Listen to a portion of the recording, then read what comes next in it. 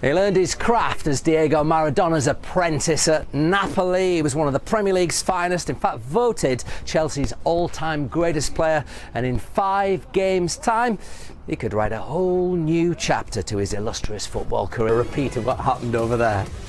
He's making a sizable impression on Football League management with Gianluca... I'll get your name right. I nearly said Gianluca Festa. Have you surprised yourself this season with how everything's come together so quickly, Gianfranco?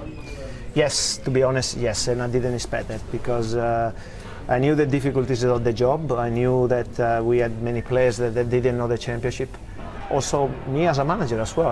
It's the first year in this league, and so I knew there were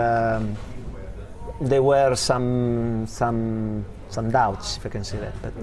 But I also knew that we believe a lot in what we're doing, and we done it with every one of us, staff and players, with all our passion, and that is something that in football is such an important thing. Is it fair to have so many lone players from other clubs coming in? You know, you've been criticised. Your rivals have said. Yeah, we've been criticised, but this is what you know. The rules were those rules, and one of the main reasons we done that is because they take over the club. It's been 1 week before the season started, and so that's why we have so many players on loan. I don't think we are breaching the rules, and I think the right to be in the position where we are is because the way we play football. Must be hugely satisfying as well to see Matej Vydra being presented with the Player of the Year as well, and feel you've done your little part there. I knew Matej Vydra was a good finisher.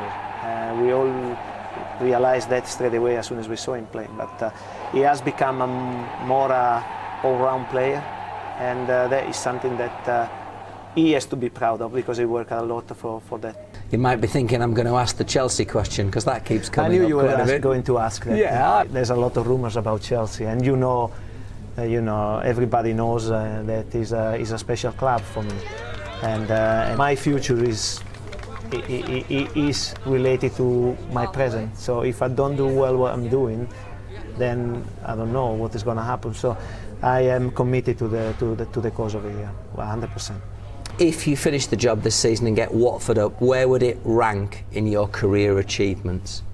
Big time, because this is a new experience. Because you've been a good footballer, you approach the job with the tendency of thinking that you know everything, which is good.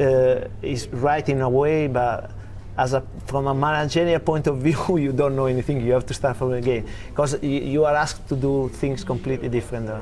I got to ask you, I saw you sitting over there on the telephone. Was it Elton? Elton on the phone? No, Is he wasn't happy?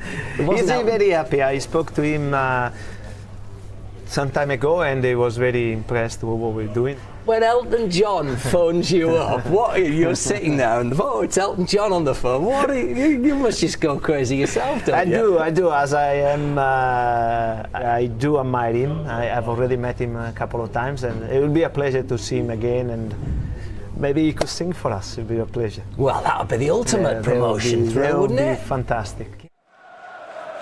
If Gianfranco does get his audience with Sir Elton, it might have to be a rendition of Don't Go Breaking My Heart. The Hornets' promotion hopes were dealt a huge blow as they were played off the park by Peterborough.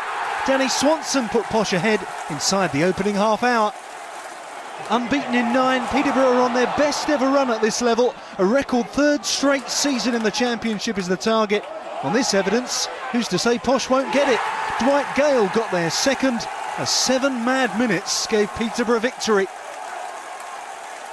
Shortly afterwards, Gale was through and brought down by Marco Cassetti.